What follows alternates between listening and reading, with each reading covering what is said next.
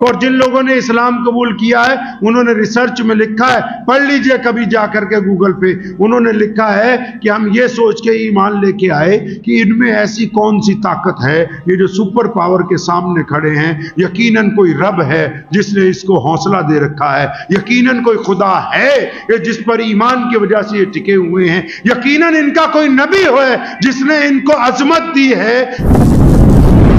अल्लाहु अकबर। आज इस्लाम से तकलीफ है ना पूरी दुनिया को। लोग कहते हैं मोहम्मद रसूलुल्लाह सल्लल्लाहु अलैहि वसल्लम की शादी कब हुई, ये कब हुआ, क्या नहीं हुआ। आओ दुनिया का इतिहास पढ़ो। मोहम्मद रसूलुल्लाह से पहले बेटियों को जिंदा दफन किया जाता था। मोहम्मद रसूलुल्लाह से पहले गोरे और काले में फर्क था। मोहम्मद रसूलुल्लाह से पहले इंसानों को गुलाम बनाया जाता था। मोहम्मद रसूलुल्लाह से पहले बच्चों को कत्ल किया जाता था। मोहम्मद रसूलुल्लाह से पहले औरतों की इज्जत लूटी जाती थी। यह मोहम्मद रसूलुल्लाह है कि आज दुनिया इज्जत से सर उठा के जी रही है। अगर रसूलुल्लाह ना आते तो दुनिया की शक्ल सूरत आज ऐसी नहीं होती जैसे नबी अलैहिस्सलाम ने कमाल किया है। इस्लाम पे एतराज करने वाले आगे नहीं बढ़ सकेंगे कभी। साजिशें रचने से कुछ नहीं होगा, मेहनत करने से इस्लाम आगे फैला है। कौन है जो रसूलुल्लाह सल्लल्लाहु अलैहि वसल्लम की तरह काले बिलाल को छाती से लगाए और एक गुलाम के बेटे को जिसका रंग काला है, जिसकी नस्ल काली है और जिसके कपड़े फटे हुए हैं, जिसके पांव में जूती नहीं है, जिसको अबू जहल, उतबा, वलीद, उमैया, अब्दुल्ला बिन जिदान जैसे बादशाह जो है मक्के में घुसने नहीं देते। कौन है मोहम्मद रसूलुल्लाह के अलावा सल्लल्लाहु अलैहि वसल्लम जो बिलाल को कहे कि आजा बैतुल्लाह की छत पे चढ़ के अजान अगर देगा तो मेरा बिलाल देगा। कायनात में अगर कोई ये कर सकता है तो सिर्फ मोहम्मद रसूलुल्लाह सल्लल्लाहु अलैहि वसल्लम की जात गिरामी है। आज बाप बेटियों के पीछे जान देते हैं। वो दौर था जब बाप बेटी को कत्ल करता था। किसने कहा कि बेटी मेरी जान है? किसने कहा कि बेटी अल्लाह की रहमत है? किसने कहा कि बेटी जन्नत की सरदार बनेगी? किसने कहा कि बेटी मेरे जिगर का टुकड़ा है? ये मोहम्मद रसूलुल्लाह ने कहा। हमारी सरकार ने तो आज कहा, आज से 15-20 साल पहले, कि बेटी को जायदाद में हिस्सा देना है। प्यारे पैगंबर सल्लल्लाहु अलैहि वसल्लम जब दुनिया में तशरीफ लाए पहले ही हुक्म कर दिया कि जिस तरह बेटे जायदाद में हकदार है, बेटी भी बाप की जायदाद में हकदार है।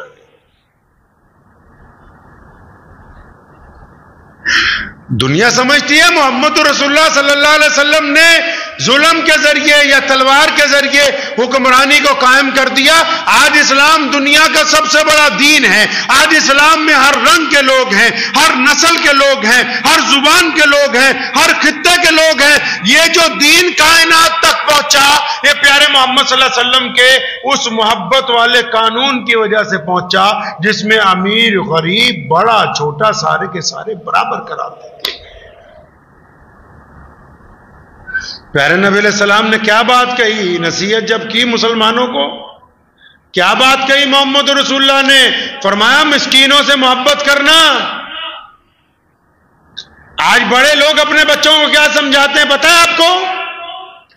आप में जो बड़े लोग हैं, थोड़ा बहुत पैसा है जिनके पास, वो अपनी औलाद को क्या समझाते हैं कि बेटा स्टैंडर्ड के लोगों से मिलते हैं, बराबर के लोगों से मिलते हैं। ये मोहम्मद रसूलुल्लाह है जिस पाक नबी अलैहिस्सलाम ने कहा कि मेरे बेटे अपने से नीचे वालों को मिलना है, अपने से कमतर वालों को मिलना है, अपने से गरीबों को मिलना है, अपने से मिस्कीनों को मिलना है, अपने से मोहताजों को मिलना है, ताकि रसूलुल्लाह सल्लल्लाहु अलैहि वसल्लम चाहते हैं कि दुनिया को उठा के अपने कंधे से लगाएं, इनको बराबरी का दर्जा अता फरमाए। दुनिया तो आज भी अपनी औलाद को गलत तालीम देती है कि बेटा जब मिलना तो बराबर वालों से मिलना है। अब अंदाजा लगाओ इस दीन के कमाल का। یہ ٹھیک ہے دنیا میں بہت ساری جگہ ہم پریشان ہیں، لیکن اس دین کے کمال کا آپ اندازہ لگائیے کہ پچھلے 7-8 مہینے سے فلسطین کے مسلمان پریشان ہیں، ان کے گھر بار تباہ ہو گئے ہیں، لیکن دین کا آپ کمال یہ دیکھیے کہ ان کی پریشانی کے درمیان ان کی ہمت کو دیکھ کے، ان کی استقامت کو دیکھ کے، ان کی جرت کو دیکھ کے یورپ میں 3 لاکھ انگریزوں نے اسلام قبول کر لیا۔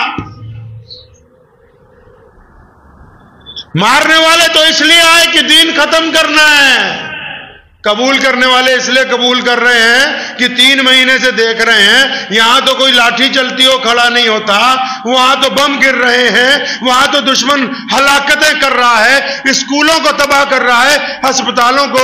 اور جن لوگوں نے اسلام قبول کیا ہے انہوں نے ریسرچ میں لکھا ہے، پڑھ لیجئے کبھی جا کر کے گوگل پہ، انہوں نے لکھا ہے کہ ہم یہ سوچ کے ایمان لے کے آئے کہ ان میں ایسی کون سی طاقت ہے، یہ جو سپر پاور کے سامنے کھڑے ہیں، یقیناً کوئی رب ہے جس نے اس کو حوصلہ دے رکھا ہے، یقیناً کوئی خدا ہے جس پر ایمان کی وجہ سے یہ ٹکے ہوئے ہیں، یقیناً ان کا کوئی نبی ہے جس نے ان کو عظمت دی ہے، تبھی تو یہ یہودیوں کے سامنے کھڑے، ورنہ تو پوری دنیا ان کی چمچہ گیری میں لگی ہوئی ہے۔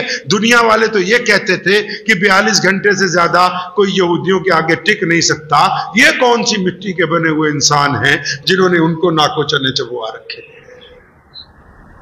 یہ میرے نبی علیہ السلام کی سیرت کا پہلو ہے کہ جس دین کو کائنات کے سب لوگ ختم کرنا چاہتے ہیں وہ دین تیزی کے ساتھ رواں دباں ہے۔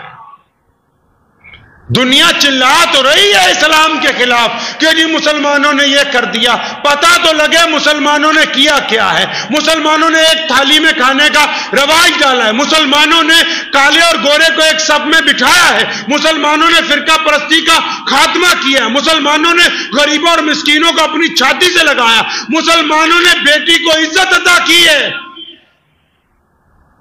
مجھے ایک صاحب کہنے لگے کہ آپ کے مذہب میں فلاں فلاں رشتہ داریوں میں بھی نکاح جائز ہے۔ میں نے کہا اپنی چھاتی پہ دل پہ ہاتھ رکھ کے بتاؤ، کیا کبھی تمہارا دل کیا اپنے کسی قریبی رشتہ دار کی بیٹی کو دیکھ کے کہ کتنی پیاری ہے، میں اس کے ساتھ منہ کالا کر لوں؟ آؤ ایمانداری سے جس کو مانتے ہو اپنے دل پہ ہاتھ رکھ کے پوچھو، کیا تمہارا ارادہ نہیں بنا کبھی کہ ہاں فلاں رشتہ دار کی بیٹی، فلاں رشتہ دار کی بہن اچھی ہے، آج میں اس کے ساتھ منہ کالا کر لوں؟ اسلام نے اسی بات کو کہا کہ جن کے ساتھ تم زنا کرنے کے ارادے رکھتے ہو، جن سے بدماشیاں کرنے کے ارادے رکھتے ہو، تمہیں اس کی اجازت نہیں جائے گی۔ اگر تمہاری ارادے نیک ہیں، نیت نیک ہے، تو اسلام کہتا ہے کہ نکاح کر کے اس کو اپنی بیوی بناؤ تاکہ اس کی اولاد کو کوئی حرام کی اولاد نہ کہہ سکے۔ لوگ مانتے ہیں کہ سماجک ویوستھا میں اسلام سے بہترین کوئی دین نہیں ہو سکتا۔ اللہ نے ہمیں ایمان کی دولت عطا فرمائی ہے، سود جیسی گندی چیز کو ہم ناپاک کہتے ہیں، اور کتنے لوگ ہیں جو سود دے دے کے پھانسی کے پھندوں کو چوم رہے ہیں، رو رہے ہیں، بلک رہے ہیں، پیسے پکڑ لیے نہیں دے سکتے، مول سے زیادہ بیاج چڑھا ہوا ہے۔ محمد رسول اللہ نے کہا حرام ہے۔ کتنے لوگ ہیں جو رشتہ کاریاں کرنے کے لیے بیٹھے ہیں جن کی بیٹیوں کے رشتے نہیں ہوتے؟ کیوں؟ اتنا پیسہ نہیں ہے کہ دہیج دیں۔ محمد رسول اللہ کا حکم ہوا کہ دہیج حرام ہے، اس کا کام نہیں ہو سکتا، مجبور نہیں کیا جا سکتا ہے۔ ایسے کتنے لوگ ہیں جن کے پڑوسی بلک رہے ہیں، بھوکے ہیں، پیاسے ہیں، بڑی بڑی عمارتیں بنا کے بیٹھے ہوئے ہیں، پڑوسی کا کوئی خیال نہیں ہے۔ محمد رسول اللہ نے ہمیں سکھایا کہ تمہارا پڑوسی گرچہ تم سے غریب ہو، اس کا مذہب کوئی بھی ہو، اس کا رنگ کیسا ہی کیوں نہ ہو، اگر پڑوسی بھوکا ہے تو پھر تمہیں نماز پڑھنے کا کوئی فائدہ نہیں ہونے والا۔ نبی علیہ السلام نے کہا تھا ملامت کرنے والوں کی پرواہ نہ کرنا، مطلب سوشل میڈیا پہ جو اسلام کے خلاف لکھتے ہیں ان کی پرواہ مت کرو، تم گراس روٹ پر، زمینی سطح پر اپنا کردار اچھا رکھو، فیس بک پہ لکھنے والوں کی کوئی پرواہ کرنے کی ضرورت نہیں، کوئی پرواہ کرنے کی ضرورت نہیں۔ کیوں؟ اگر آپ اپنے پڑوسی کے ساتھ، آپ لوگ مجھے بھی بہت سارے لوگ بتاتے جی فلاں بندے نے اسلام کے خلاف یہ لکھ دیا، فلاں نے، ان کو چھوڑ دو، مخالفت اس کی ہوتی ہے جس میں کوئی بات ہوتی ہے، اور محمد رسول اللہ صلی اللہ علیہ وسلم کی نعوذ باللہ مخالفت کب سے ہو رہی ہے؟ جب دین شروع ہوا 1450 سال پہلے ابو جہل نے کی پہلی مخالفت، عتبہ نے کی، ولید نے کی، عتبہ بن معیط نے کی، عبداللہ بن جدان نے کی، ابو لہب نے کی، مخالفت کی محمد رسول اللہ صلی اللہ علیہ وسلم کی۔ کیا ہوا؟ جس زمین پہ مخالفت کی گئی تھی وہ زمین کہاں ہے؟ وہاں بیت اللہ ہے، اور پوری دنیا کے مسلمان وہاں حج کرنے کے لیے جاتے ہیں۔ اور پھر مدینہ چلے گئے، مخالفت کس نے کی؟ ابی بن کعب نے۔ مخالفت کس نے کی؟ جتنے بڑے بڑے یہودی بدماش تھے انہوں نے۔ کہاں ہے وہ؟ آج وہاں محمد رسول اللہ کی مسجد قائم ہے۔ اور پھر مخالفت کا سلسلہ بڑھتا ہی چلا گیا اور اسلام پوری دنیا کے اندر پھیلتا ہی چلا گیا۔ پتہ یہ لگا مخالفت اس کی ہوتی ہے جس میں کوئی بات ہوتی ہے، جس میں کوئی بات ہی نہیں ہوتی اس کی مخالفت ہی نہیں کی جاتی ہے۔ اگر آپ کو ایسا لگتا ہے کہ سوشل میڈیا پر کوئی اسلام کے خلاف بول رہا ہے تو اس کمنٹ کا جواب نہ دیجئے، مجھے یہ بتائیے کیا آپ اپنے ہندو بھائی پڑوسی کے ساتھ ایماندار ہیں کہ نہیں ہیں؟ کیا آپ جس سکھ کے ساتھ کاروبار کرتے ہیں اس کے ساتھ ایماندار ہیں کہ نہیں؟ کیا جس دلت کے ساتھ، جس جینی اور بودھی کے ساتھ آپ کا معاملہ ہے آپ اس کے ساتھ ایماندار ہیں کہ نہیں؟ اگر آپ ان کے ساتھ ایماندار ہیں پھر ساری دنیا سوشل میڈیا پر کچھ لکھتی رہے، بس وہ دو آدمی جو آپ کے کاروبار میں آپ سے جڑے ہوئے، جو آپ کے پڑوس میں لگے ہوئے، ان کا یہ کہہ دینا کہ عبد الرحمان اچھا آدمی ہے ان ہزاروں سوشل سائٹوں سے زیادہ طاقتور ہے، کیونکہ ہم زمین پر اسلام کی سچائی کے نمائندے بن کر موجود ہیں۔ اسلام نے کبھی بھونکنے والوں کی پرواہ نہیں کی ہے۔ اگر اسلام اس چکر میں رہتا تو نعوذ باللہ دوسرے مذہبوں کے خلاف کچھ بولتا۔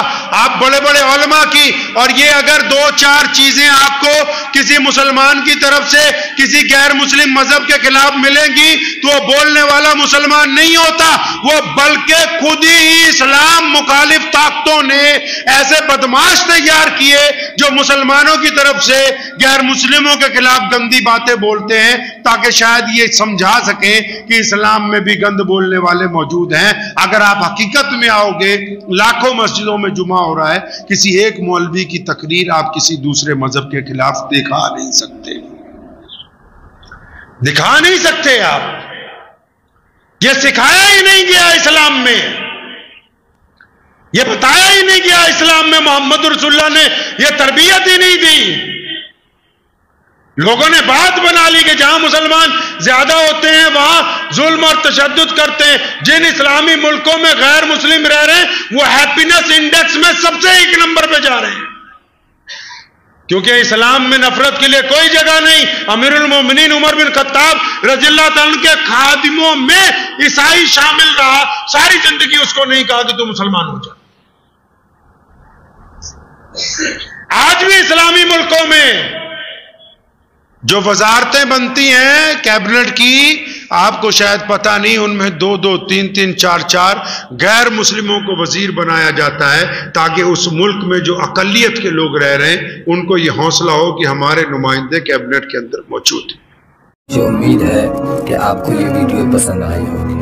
اگر پسند آئی ہو تو یہ آپ اپنے دوستوں کے ساتھ شیئر کریں اور اس چینل کو سبسکرائب ضرور کریں۔